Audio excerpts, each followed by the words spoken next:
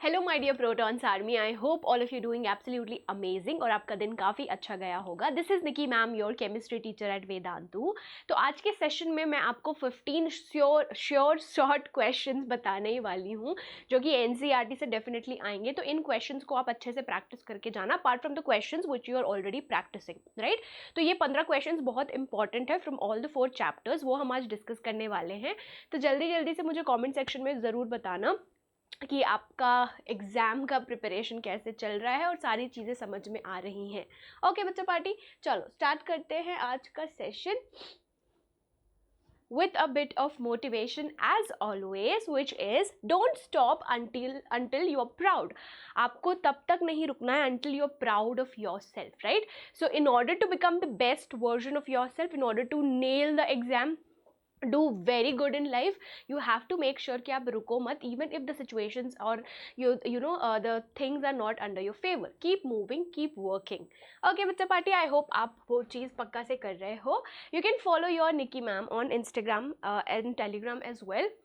Make sure you actually join Vedantu's Class 9 Telegram channel for daily notes, assignments, quizzes and live streams as well. So the link you will find it in the description box. Okay. Start करते हैं with the first question which is on structure of atom. First question आपका है on the basis of Thomson's model of an atom explain how the atom is electrically neutral और is neutral as a whole. तो Thomson का हमें पता है plum pudding model, right. We know about the plum pudding model. बच्चा party आप answers भी लिखते जाना कमेंट सेक्शन में. तो according to plum pudding model the atom is actually considered as a positive sphere. Atom को उसने बोला कि ये पूरा पॉजिटिव स्फीयर है जिसमें जो इलेक्ट्रॉन्स हैं वो बिछे हुए हैं और यू कैन से एम्बेडेड हैं, है ना. These are the electrons. Okay बच्चा पार्टी, तो ये आपका है थॉमसन्स प्लम पुडिंग मॉडल. और उन्होंने एक चीज़ और बोली थी कि जितने आपके इलेक्ट्रॉन्स हैं उतने ही प्रोटॉन्स हैं. So they are actually equal in magnitude. तो इस वजह से हम बोल सकते हैं कि जो एटम है वो पूरा एज इन होल न्यूट्रल है, राइट. अगर मैं बोलूँ मेरे पास +20 प्रोटॉन्स हैं तो उतने ही मेरे पास इलेक्ट्रॉन्स हैं, तो they both actually cancel out each other and you get zero, right. तो इस वजह से हम बोलते हैं कि atom is electrically neutral according to Thomson's model, right. तो ये आपका बहुत इंपॉर्टेंट क्वेश्चन है फ्रॉम स्ट्रक्चर ऑफ एटम. ये पक्का से देख के जाना, अच्छे से प्रैक्टिस करके जाना. No as per Thomson's model an atom contains a positively charge sphere in which the negatively charge electrons are implanted, है ना. तो आपका जो एटम है it's a sphere, positively charge sphere है जिसमें इलेक्ट्रॉन्स बिछे हुए हैं या इलेक्ट्रॉन्स जो है they are implanted on it, है ना.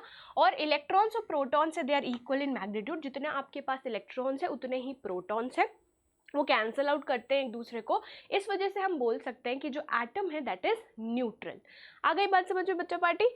चलो नेक्स्ट हमारा क्वेश्चन है helium atom has an atomic mass of 4u and 2 protons in its nucleus. How many neutrons does it have? So helium के बारे में बोला गया है कि इसका एटॉमिक मास है 4 and it has 2 protons in its nucleus. तो आपको बताना है इसके पास टोटल नंबर ऑफ न्यूट्रॉन्स कितने हैं, राइट.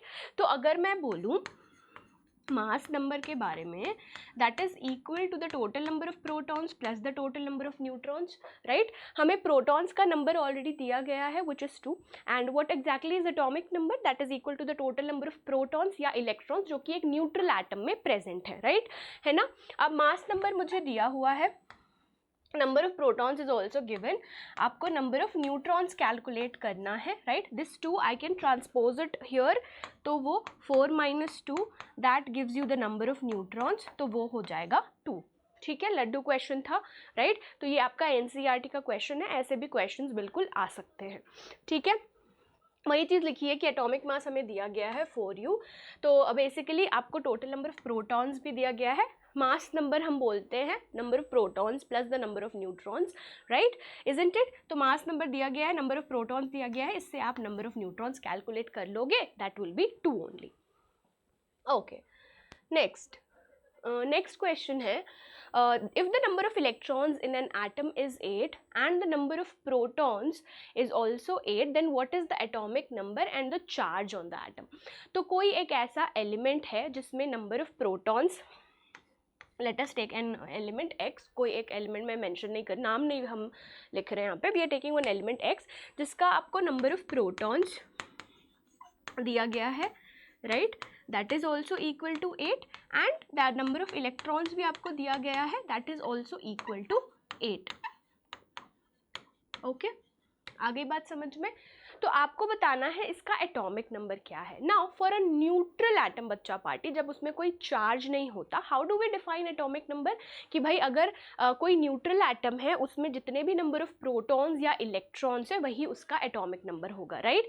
तो इस केस में क्या मैं बोल सकती हूँ कि एटॉमिक नंबर क्या होगा, that will be equal to 8 itself।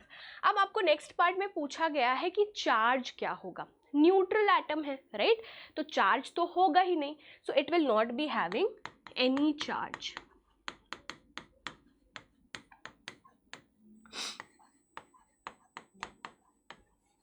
Any charge, right, all clear. तो ये आपकी कहानी थी ये वाले क्वेश्चन की। यहाँ पे आपको बोला गया है नंबर ऑफ प्रोटॉन्स इलेक्ट्रॉन्स आपको मेंशन किया गया है विच इज़ 8 ओनली। तो आपको एटॉमिक नंबर बताना है। So for a neutral atom the number of protons and electrons will be same and which will be exactly the atomic number. अब आपको पूछा गया है कि उसका चार्ज क्या है। So since it's a neutral atom, जितने प्रोटॉन्स है उतने ही इलेक्ट्रॉन्स है, they will cancel out each other, neutralize each others effect, तो वो बेसिकली उस पर्टिकुलर एटम में कोई चार्ज नहीं होगा। वही चीज़ लिखी है कि the number of protons is equal to the number of electrons, hence both the charges positive and negative they neutralize each other, so the atom will not have any charge, so it is not having any charge, it's a neutral atom. Okay, आ गई बात समझ में बच्चा party. चलो next, Na plus has completely filled K and L shells, explain।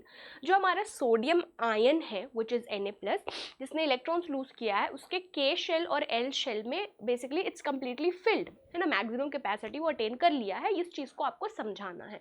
चलो पहले start करते हैं कहानी न्यूट्रल एटम के केस में, है ना, जब वो बेसिकली आयन फॉर्म नहीं किया है इनिशियली। फर्स्ट ऑफ ऑल उसका एटॉमिक नंबर है 11, सोडियम एटम का। इलेक्ट्रॉनिक कॉन्फ़िगरेशन क्या होगा, 2,8,1, राइट।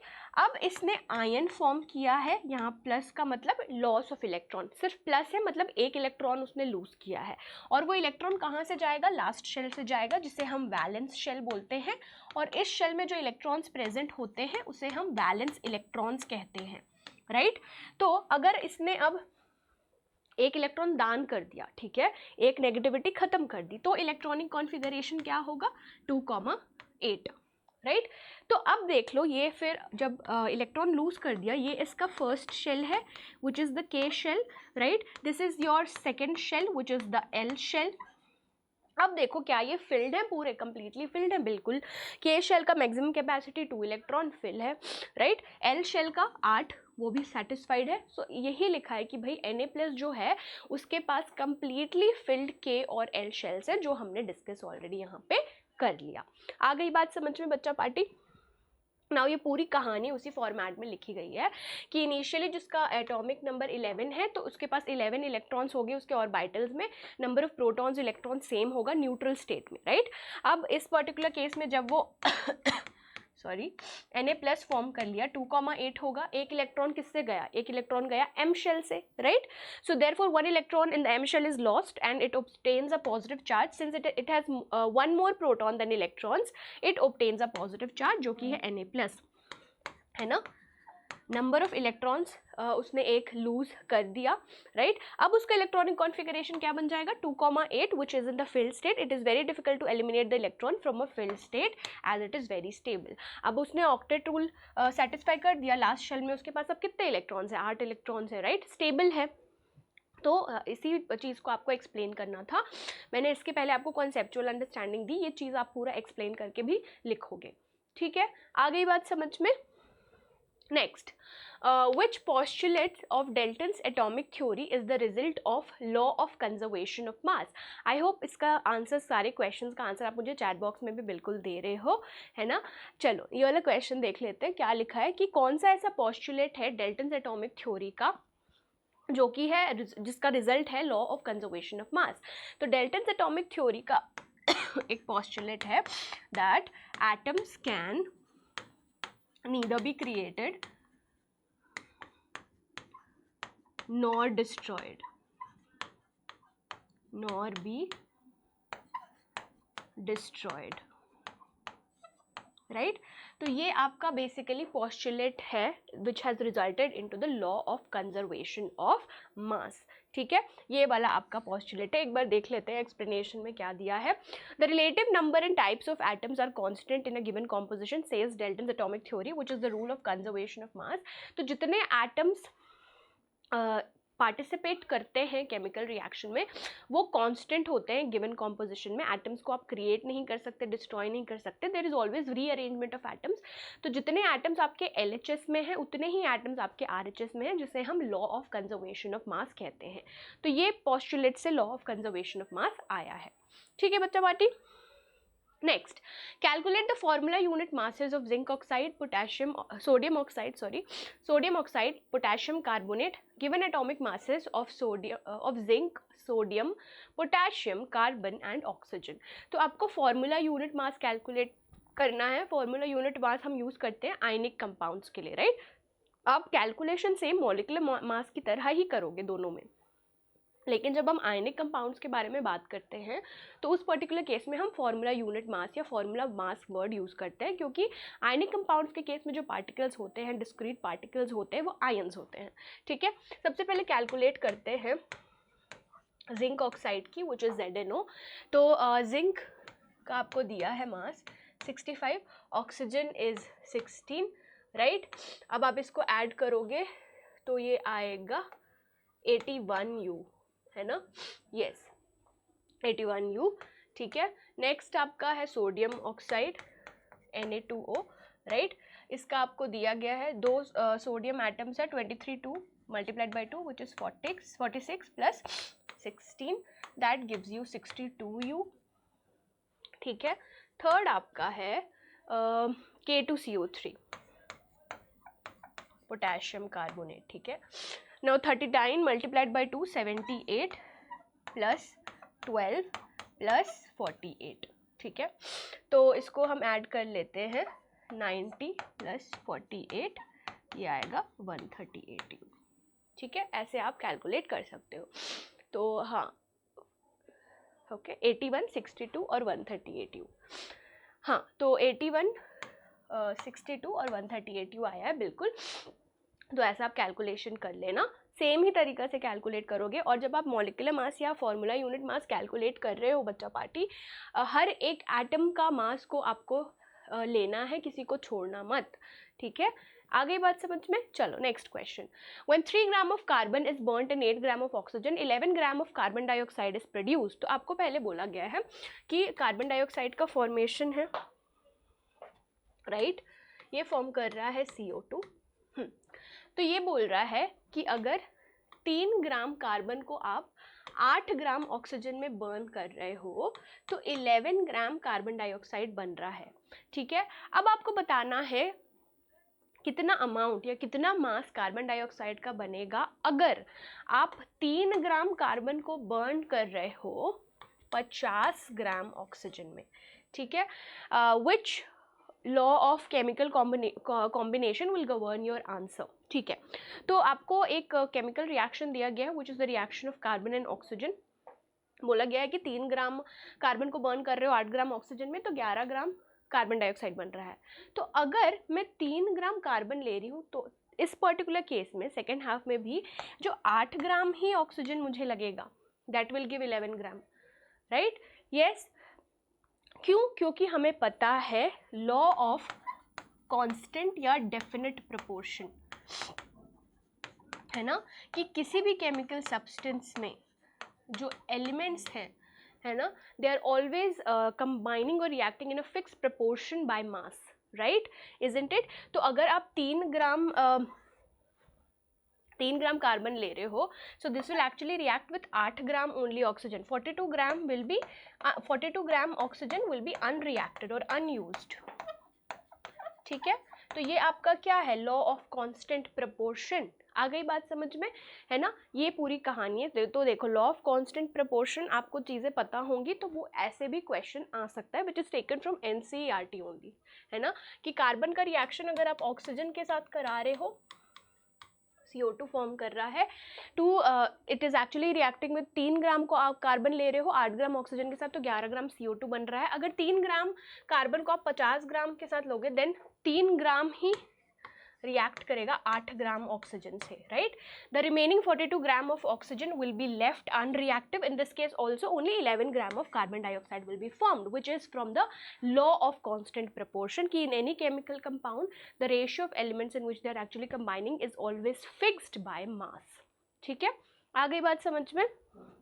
चलो next, what are polyatomic ions, give examples. तो पॉलीएटॉमिक आयंस क्या होते हैं बच्चा पार्टी, इसका आपको एग्जाम्पल भी देना है। नो, पॉली का मतलब many, right. So I can say कि पॉलीएटॉमिक आयंस ऐसे ग्रुप ऑफ एटम्स होते हैं, ठीक है। These are nothing but group of atoms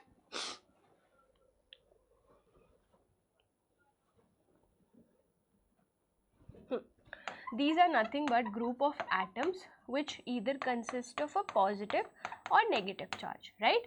जैसे कि पॉलीएटॉमिक के बारे में मैं बात करूं, सल्फेट आयन, राइट।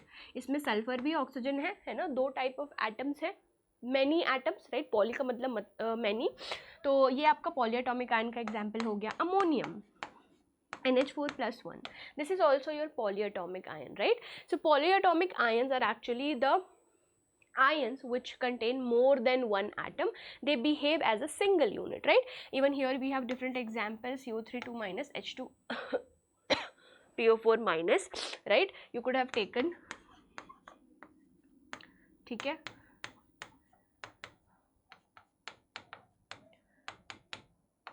आगे बात समझ में, ये आपका कहानी है पॉलीएटॉमिक आयंस का। Next, give the names of the elements present in the following compounds. ठीक है, तो आपको नेम बताना था कि कौन कौन से एलिमेंट्स प्रेजेंट है इन सब कंपाउंड्स में। पहला आपका है क्विकलाइम, राइट। तो CaO is its formula, right। So we have calcium and oxygen which is present over here. Second आपका है hydrogen bromide which is HBr। तो क्या क्या प्रेजेंट है ना। तीसरा आपका है baking powder which is NaHCO3। तो इसमें आपका सोडियम और bicarbonate HCO3। So you can say कि सोडियम और जो बाइकार्बोनेट है वो प्रेजेंट है इस पर्टिकुलर केस में। सो यू हैव Na, है ना। Na is actually having valency 1, bicarbonate का होता है, if I talk about the charge, Na is +1, HCO3 is -1।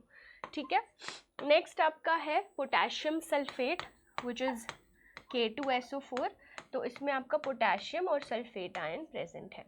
ठीक है बच्चों पार्टी, तो ये आपके जो नेम्स हैं एलिमेंट्स के वो प्रेजेंट हैं ये सारे कंपाउंड्स में।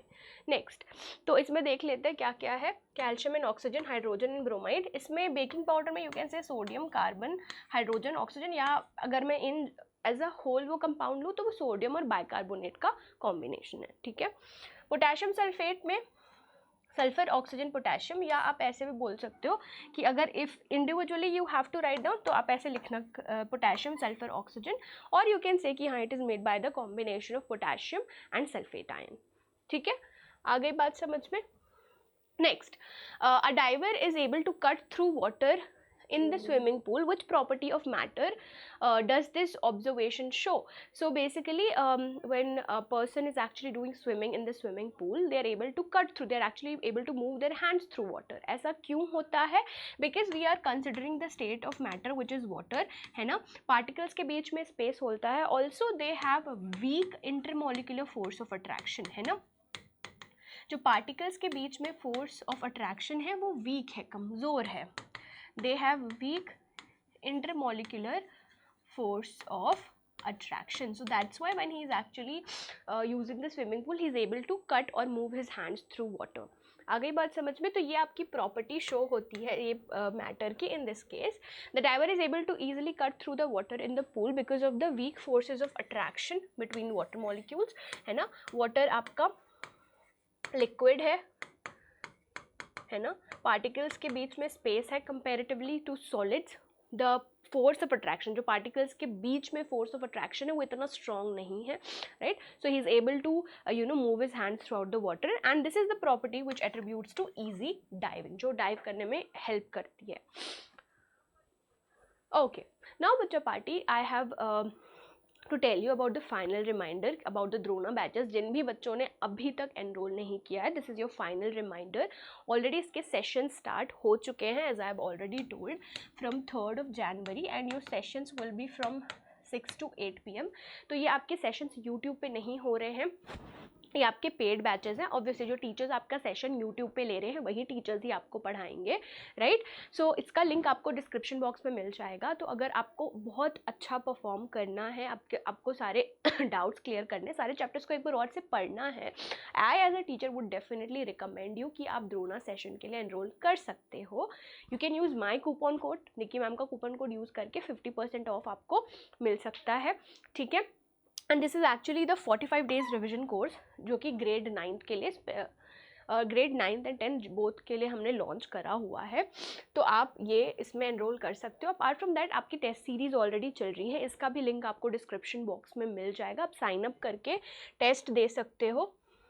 You can go through the site my test live and upcoming view syllabus attempt now start test. जब आपका टेस्ट कंप्लीट हो जाएगा आपको आंसर अपने अपलोड करने पड़ेंगे। So you have to take the snap from your computer and upload it, click on submit and end test। इसके बाद आप आंसर की भी डाउनलोड कर सकते हो। प्लीज़ क्लिक ऑन मोर, नीचे कंटेंट लाइब्रेरी ग्रेड 9th का दिया है तो उसके बगल में जो एक्टिव है उस पर क्लिक करना, क्लिक ऑन देन साइंस, है ना, एडिशनल कोर्स मटेरियल पे क्लिक करना, एंड देन एक्शन के नीचे रीड लिखा होगा। If you click on that you can get the entire answer की। तो ये आपका एग्जाम प्रिपरेशन को बूस्टअप करेगा, राइट। अगर आप कोई सब्जेक्ट या टॉपिक को लेके बहुत ही ज़्यादा अंडर कॉन्फिडेंट हो, this will be really helpful to boost your confidence, ठीक है बच्चा party. So this is actually your final reminder. Make sure कि आप इसके लिए एनरोल कर लो, ठीक है। नेक्स्ट क्वेश्चन कर लेते हैं। Liquids generally have a lower density than solid but you must have observe that ice floats on water, ठीक है। लिक्विड्स की डेंसिटी कम होती है सॉलिड्स के कंपैरिजन में, राइट। लेकिन आप ये आपने नोटिस किया होगा कि जो आइस है वो पानी पे फ्लोट करता है, राइट। इसका रीज़न क्या है, ठीक है। नाउ यहाँ पे दो चीज़ बोली गई है ना। नाउ अगर मैं बात करूँ, इसको ऐसे समझते हैं कि अगर कोई हल्की चीज़ है, ठीक है, तो हल्की चीज़ ऊपर तैरेगी कि नीचे सिंक डाउन होगी, सोचो और बताओ। ऑब्वियसली ऐसी कोई सब्सटेंस जो हल्की है it will be actually floating on the top, right. वही कहानी होती है आइस के केस में। The density of ice is less than water, that is the reason it actually floats on water, right। ये आपकी कहानी है कि in general the volume of the liquid is more than the volume of solid because liquid particles are free to move resulting in more volume, which is absolutely true कि it is actually true कि जो water के केस में particles हैं, है ना, liquid state है, पार्टिकल्स के बीच में स्पेस है, वो बहुत इजीली मूव कर सकते हैं as compare to solids, right. Ice के केस में क्या होता है, it has maximum density of ice on the other hand has a maximum density of water at 4 degrees Celsius। Ice is actually lighter than water and has a lower density. तो ice जो है वो पानी से हल्का होता है, उसकी डेंसिटी कम होती है, and that is the reason it floats on water, ठीक है। आ गई बात समझ में। Next, okay, for any substance why does the temperature remain constant during the change of state. जब इंटरकन्वर्जन हो रहा है स्टेट ऑफ मैटर में तो टेम्परेचर कांस्टेंट क्यों होता है बच्चा पार्टी, ये चीज़ हमने अच्छे से डिस्कस की है। Because of the latent heat, है ना। तो जो लैटेंट हीट होता है ये आपका हिडन हीट होता है, right.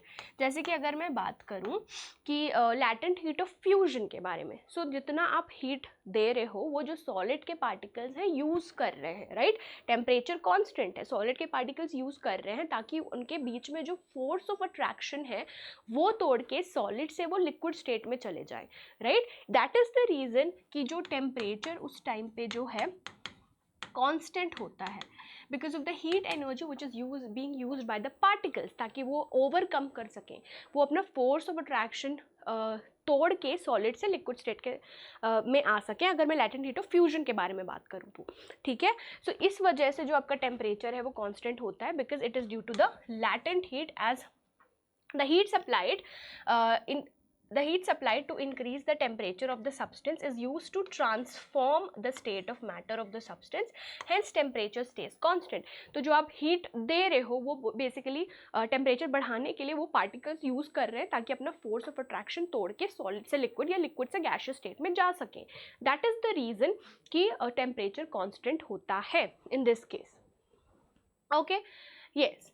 Next, suggest a method to liquefy atmospheric gases. आप एक ऐसा मेथड बताओ जिसकी मदद से आप एटमॉस्फेरिक गैसेस को लिक्विफाई कर सकते हो. Is it possible? Absolutely it is actually possible when you apply high pressure, है ना, एंड लो टेम्परेचर, राइट. अब बच्चा पार्टी टेम्परेचर काफ़ी लो है, मतलब जो पार्टिकल्स जितनी तेज़ी से भाग रहे हैं उनका जो मूवमेंट है वो स्लो हो जाएगा और आप बहुत ज़्यादा प्रेशर लगा रहे हो, right. So in the particles which are already moving slowly and you are applying lot of pressure, तो पार्टिकल्स क्या करेंगे, वो basically they will come closer to each other. तो ये स्पेशल कंडीशन में you can liquefy the atmospheric gases, right. It can be actually achieved by increasing the pressure, है ना, pressure आप ज़्यादा दोगे, हाई प्रेशर, और या टेम्परेचर आप कम कर सकते हो, which leads to the reduction of spaces between molecules. बिल्कुल हाई प्रेशर दोगे और टेम्परेचर आपको कम रखना है, लो रखना है, ताकि जो मूवमेंट ऑफ पार्टिकल्स है वो स्लो है, और आप प्रेशर लगा रहे हो तो पार्टिकल्स क्या है, उनके बीच में जो स्पेस है वो कम होगा, वो पास आएंगे एक दूसरे के, right. So in this way you can actually liquefy the atmospheric gases. Okay, now which of the following will show the Tyndall effect, right? अब Tyndall effect क्या होता है? That is the scattering of light, है ना, light scatter करती है. Colloids can actually show Tyndall effect, है ना. Solution के केस में there is no Tyndall effect. So the scattering of light, जिससे कि path of light आप देख सकते हो, path of light visible होती है, उसे हम Tyndall effect कहते हैं. इन चारों में से क्या आप मुझे बता सकते हो कि किस किस के केस में Tyndall effect शो होगा? In the case of milk and starch solution, right? So both of them will definitely show the Tyndall effect. From the above mentioned milk और starch solution दोनों शो करेंगे Tyndall effect. ठीक है बच्चों party. Okay, next, why are we able to sip hot tea और milk faster from a saucer than a cup? जब आप चाय पीते हो, गरम चाय या दूध, गरम दूध, राइट, तो उसे आप बहुत ईजिली सिप कर सकते हो अगर आप उसे सॉसर में रखोगे, जो प्लेट काइंड ऑफ थिंग होता है, broad plate type of thing, rather than जब आप डायरेक्टली सिप करते हो कप से. क्यों? क्योंकि अगर आप सॉसर में उसको सिप कर रहे हो, सो you have the more surface area, right. अब सरफेस एरिया ज़्यादा है मतलब कि रेट ऑफ इवेपोरेशन क्या होगा? ज़्यादा होगा. There are certain factors which affect evaporation. अगर सरफेस ज़्यादा है, particles will be able to evaporate more, right. And that is the reason कि हम हॉट टी, गर्म चाय या दूध को ईजिली सिप कर सकते हैं from a saucer rather than a cup. ठीक है, तो वही चीज़ लिखी है कि जो सॉसर है, जो फ्लैट आपका प्लेट छोटा सा आता है, उसका सरफेस एरिया ज़्यादा है, जगह ज़्यादा है, तो रेट ऑफ इवेपोरेशन ज़्यादा होगा. तो जो आपका टी और मिल्क है वो सॉसर में बहुत जल्दी ठंडा हो जाता है इवेपोरेशन की वजह से, and that's why you are able to sip it very easily comparatively to the from the cup. Okay, so that's it from my side बच्चा पार्टी. ये प्यारा सा एक होमवर्क ले जाओ. So in this you have to convert the following temperature into Celsius scale. इसका answer definitely comment section में देना. एंड आई होप आज का सेशन आपको काफ़ी यूजफुल लगा होगा. पक्का से मुझे ज़रूर कमेंट में बताना. एंड आई होप आप बढ़िया हो और आपके एग्जाम्स की तैयारी भी काफ़ी अच्छी चल रही हैं. And if you have not subscribe to the channel, make sure you definitely subscribe. And जिन्होंने भी द्रोणा बैचेस अभी तक ज्वाइन नहीं की है, जिनको आपका अपना एग्जाम प्रिपरेशन और अच्छा करना है, वो भी आप ज्वाइन कर सकते हो. इसका लिंक आपको डिस्क्रिप्शन बॉक्स में मिल जाएगा. So that's it from my side बच्चा party. Happy learning, all the very best. Bye bye, see you very very soon.